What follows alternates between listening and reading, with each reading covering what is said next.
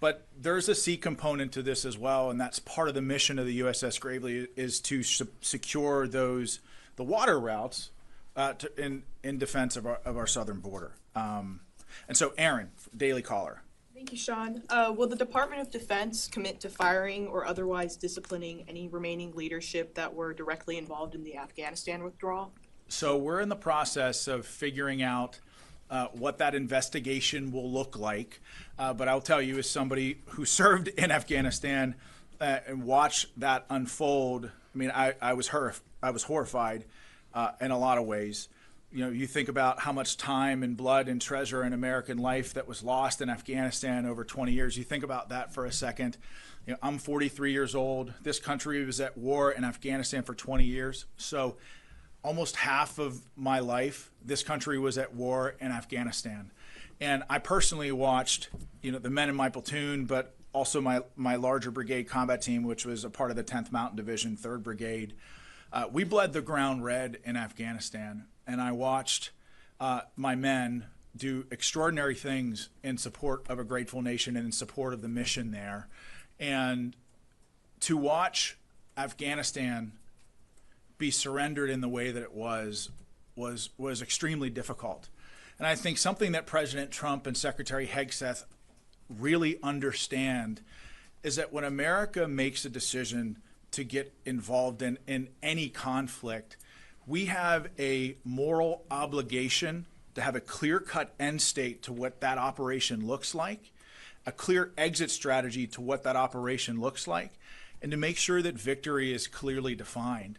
And I think in Iraq and certainly in Afghanistan over the last 20-some years, I think maybe we've struggled a little bit with those finer points. But I'll say that President Trump and Secretary Hegseth, they understand that when America gets involved in a fight, it's our job to also end that fight as fast as humanly possible because we have a moral obligation to win and win decisively. Otherwise, you're going to have an entire generation of American warriors wondering what the hell it was all for. And I know that every day I wake up and I draw breath, I think about the men who I served with, who were my friends, who never came home from that fight. I've lost 30 friends in my support of the Afghan war, 30. And you ask yourself, you look yourself in the mirror, you ask yourself, what do we have to show for it? Not a whole lot. And so to your question of will people be held accountable? I think we have an obligation both to the American people and to the American warfighters who fought in Afghanistan to hold the leadership accountable in some way. Now, we don't know what that looks like right now, but to hold the leadership that was in charge of the Afghan withdrawal accountable. Because look, if you have a private that loses a sensitive item, that loses night vision goggles, that loses a weapon, you can bet that private is going to be held accountable. The same and equal standards must apply to senior military leaders. So I just want to follow up on what you just said. Sure. You said that there needs to be a clear end state. And I know the goal is to have the Houthis stop their attacks, but what is the end state? What happens if the Houthis don't stop their attacks or don't agree to say they'll stop their attacks? It doesn't seem like there is a clear end state, that this could just go on and on. Well, in fairness, I mean, it's a great question, but in fairness, the operation's only been going on for 48 hours. And the president and secretary have been very clear on this, that the Houthis can determine when this ends. And until then, the campaign will be unrelenting until we, one, protect our homeland, and two, open up the shipping lanes there, so make sure that we have freedom of maneuver in that area. General, you have something that... I mean, what I might add is, while we won't talk about it publicly, just know that there is a design to the operation. There are specific effects that we're trying to achieve, and there are specific targets that have been selected and approaches that we're taking in order to achieve the president's end state. So it isn't that we're just striking capabilities. There's an intent behind every strike and every target that we go after. To that point, you mentioned that this is not like it was before. So what is different about the targeting that you're doing this time that wasn't true under the Biden administration? Yeah, I give the short answer to that, and again, without going into too many operational details for security reasons, but it's a much broader set of targets that we've been able to action in this case. And the other key differences are the delegation of authorities from the president through Secretary Hegseth down to the operational commander. So that allows us to achieve a tempo of operations where we can react to opportunities that we see on the battlefield in order to continue to put pressure on the Houthis. Thank you very much. Will this operation include sending ground troops into Yemen? If so, how do you achieve your objective of making them say enough without sending ground troops? Well, I'll tell you, it's very difficult, if not impossible, for us to talk about force posture from this podium because as a commander who's been on the battlefield, it's very, very important to keep the enemy guessing, keep your adversaries guessing. Now, that's not to say that we've got ground troops in Yemen. That's not to say that we're sending ground troops in, but it's difficult to talk about that stuff for operational security reasons from the podium. But General, you have anything to add? No, nothing to add to that. I think that's exactly right. Sean, can I follow up on that? You said that that one of the things that you were waiting to do for the BDA was sensitive site exploitation. Does that include U.S. boots on the ground or any kind of American personnel on the ground to do that? I can't talk about that stuff from the podium, but we have ways of conducting sensitive site exploitations without ground troops on the ground. Yeah, it does not always require boots on the ground, and I'll just leave it at that. So, can I also ask you about if there's any U.S. military assessment? I know that you're still on, the BDA is ongoing, but is there any military assessment about how much of the Houthis' capabilities were degraded by these first couple of rounds? And can you say anything? The President's Truth Social mentioned going after leaders, which seems to be one of the things that's different here. Can you say anything about any of the leaders that were targeted here? Yeah, on the second part of the question, I'll just go to my opening statement where I mentioned that there was a unmanned aerial vehicle facility that was struck with several key leaders. Those were key individuals who led their unmanned aerial vehicle enterprise and were some of the technical experts in there. So think those types of individuals that we might be targeting as part of the command and control. And so we have destroyed command and control facilities, weapons manufacturing facilities, and advanced weapons storage locations. But again, this campaign is ongoing. It's difficult to talk about all this stuff from the podium, and we're not going to say anything from the podium until we're 100% sure that we have it right. I got time for one more question. You mentioned the President's Truth Social. Is the U.S. military considering military options for Iran? I don't want to get out in front of the president or the secretary, but clearly, I mean, I think the President's Truth Social was pretty clear, and I think the meaning is right there for everybody. I mean, I think everybody understands what he means. I don't want to get out in front of the president, but all options are on the table at this time. And that's all I got. One clarification for General. You said 30 targets. Is that over all 3 days? No, that was on the first day. And it was over 30 targets, so not a specific number for you, but over 30 targets, multiple locations, and then additional targets today and additional targets yesterday on Sunday and additional targets today that obviously I won't go into because they're executing now. So thank you, everybody. Listen, we're done. There'll be more of these. Well, it's not. Let me see. Here, you want to check this out? Already off to, this is a live production. All right. So thank you, everybody. Good afternoon. I hope everybody had a really great weekend. I wanted to say welcome to the new Pentagon press briefing room. In line with the Secretary's vision to make this the most transparent Department of Defense in history, I gave you my personal commitment to make these briefings more routine. So today is the first of many, and considering the significant U.S. military operations as directed by the President this weekend now seemed as appropriate time as any to fulfill that obligation to all of you. Additionally, I'm glad to be joined by Lieutenant General Alex Grinkovich, affectionately known as Grinch. Now, despite his call sign, he's actually a very pleasant and delightful human being, and we're glad to have him here at this podium. He's the Director of Operations of the Joint Staff. He's going to be able to provide a much richer context on the ongoing series of U.S. military operations against the Iranian-backed Houthi terrorists in Yemen. So thank you for joining me, General. Thank you, sir. As many of you all know, we had an election back in November, and as a result of that election, an overwhelming mandate from the American people, there's a new president in the White House, and that, of course, is our president, President Donald Trump, who has immediately gotten to work on his America First agenda for the Department of Defense. Among those are 4 top-line points that I think are very important for those in this room to understand. Those are protecting the U.S. homeland, deterring China, and maintaining the ability to strike America's enemies anywhere in the world, and then also asking our allies to do more. We all know that this is a tall task, to be sure. So President Trump knew we needed a certain type of leader to bring the department into the 21st century, and he found that leader in now Secretary Pete Hegseth. So in less than 2 months, Secretary Hegseth has taken monumental steps to return the Department of Defense to its core mission, which is warfighting, lethality, meritocracy. In a very, very short amount of time, Secretary Hegseth has restored the warrior ethos. He's declared DEI dead at the DoD. He's made the sovereignty of our borders a matter of national security. And we are refocused on training, fitness, and high standards across the board here in the Department of Defense.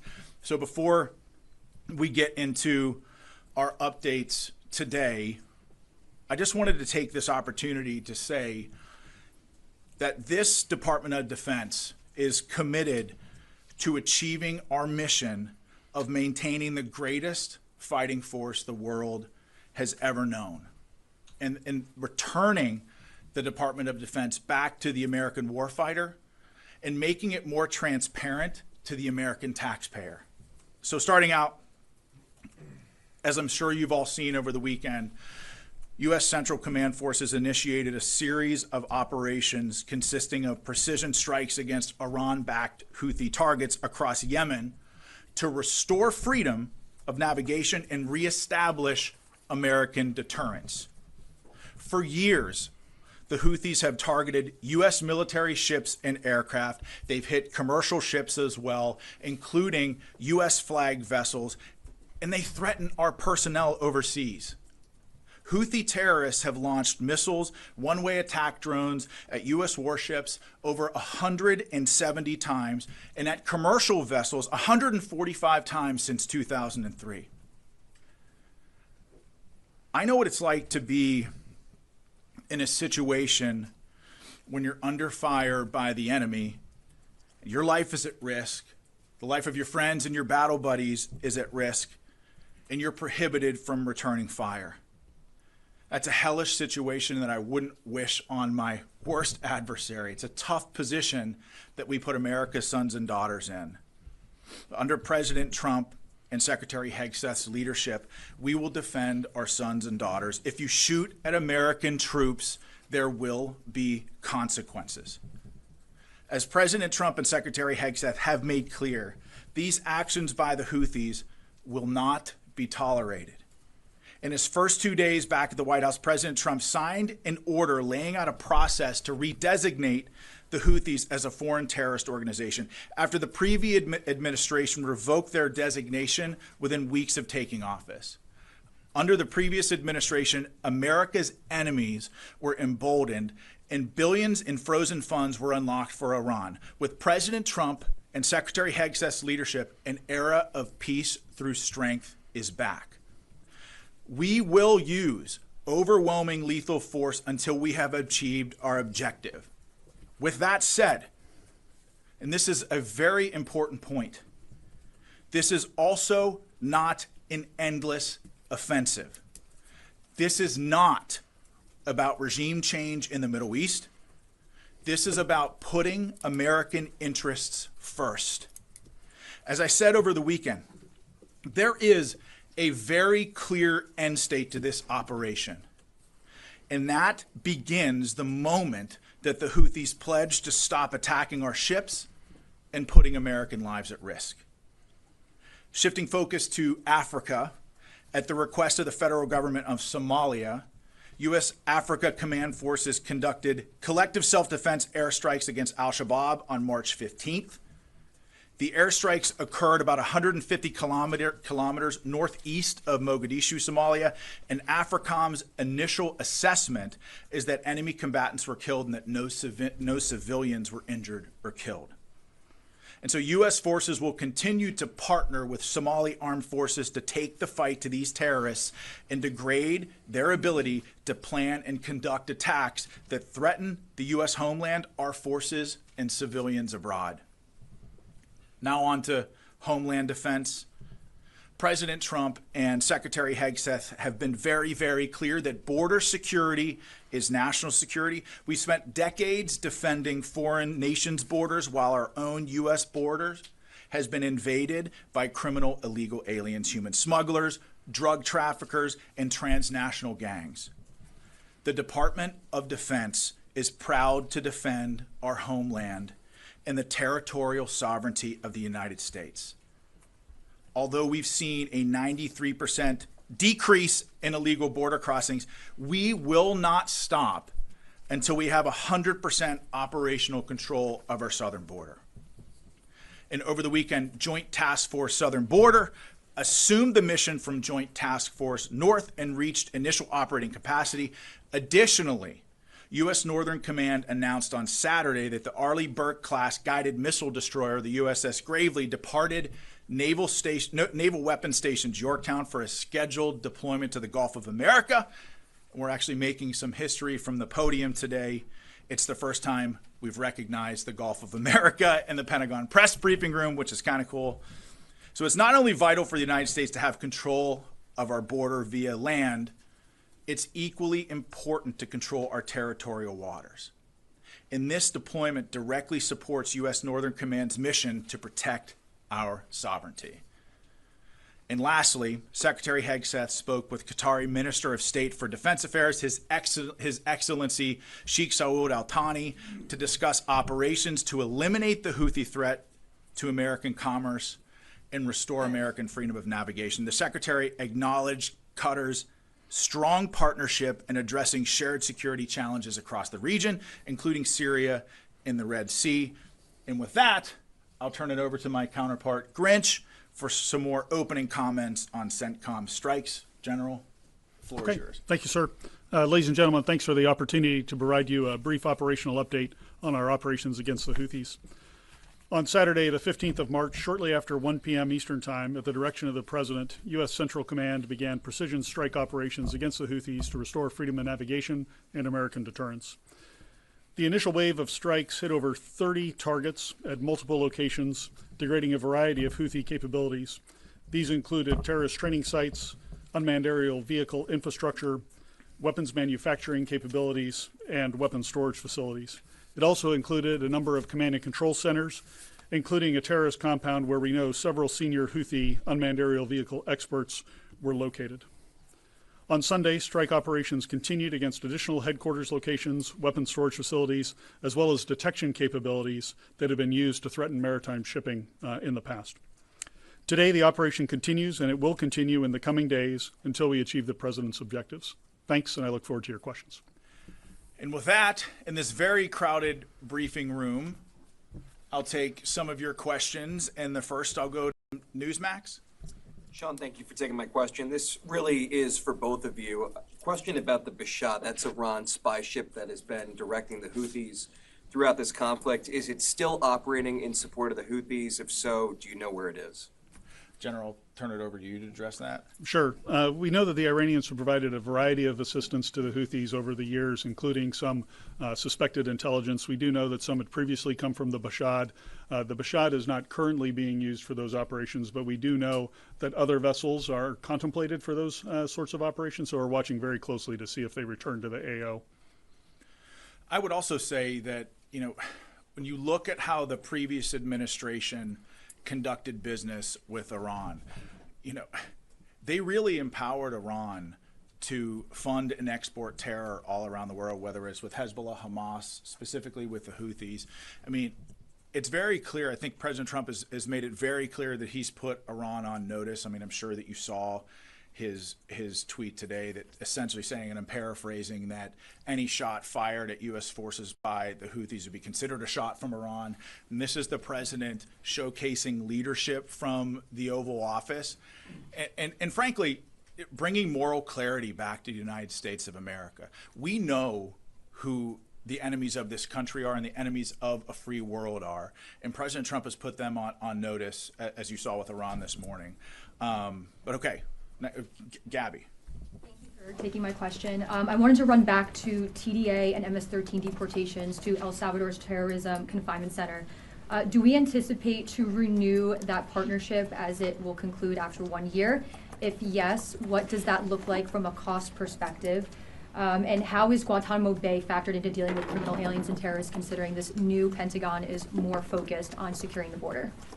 Well, that's a great question. So I think part of your question about El Salvador should be referred to the State Department. But I'll say that the Department of Defense is proud to defend our homeland and our sovereignty in helping to deport transnational criminal organizations like Tren de Agua. We're proud to support that mission.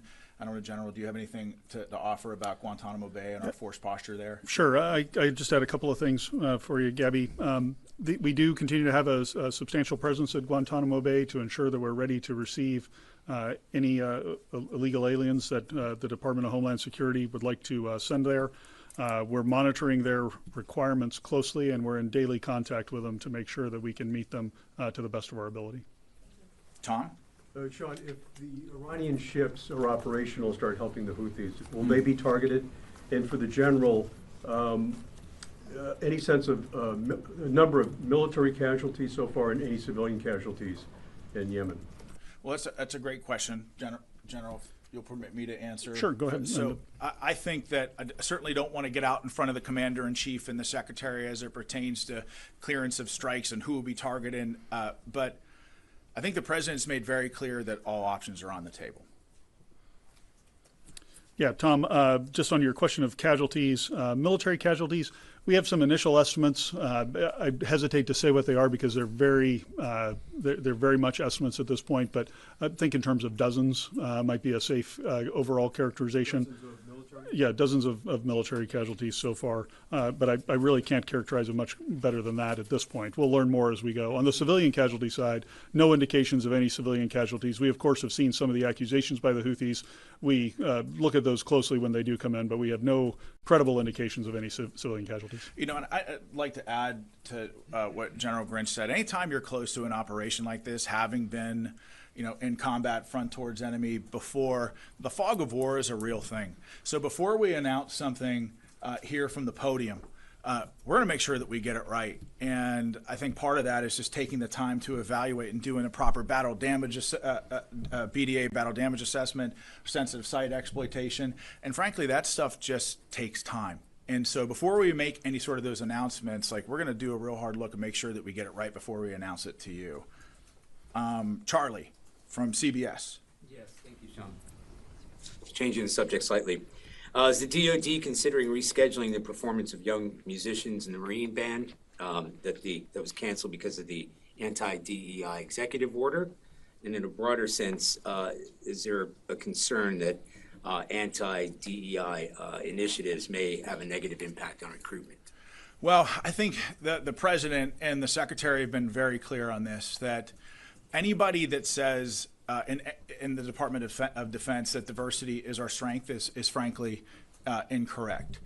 Our shared purpose and unity are our strength. And I say this as somebody who led a combat platoon in Afghanistan that was probably the most diverse platoon that you could possibly imagine. I mean, we had Black serving next to white, Christians serving next to atheists, Northerners next to Southerners, and yes, Democrats and Republicans in the very same foxhole. But the reason why we were so lethal in Afghanistan, and again, my platoon took an 85% casualty rate over 485 days, but part of the reason why we were able to accomplish the mission and the commander's intent was because we put aside our many differences as Americans. There were no hyphenated Americans with us in that isolated hilltop in the border region of Afghanistan. We were all just Americans. And really, when you talk about America's greatest strength, yes, we've got, I'm sure the General can attest, yes, we've got lots of cool, sexy equipment and lots of exceptional military training. I think it helps set us apart from everybody else. But what makes us exceptional fighters on the battlefield is our ability to put aside our many differences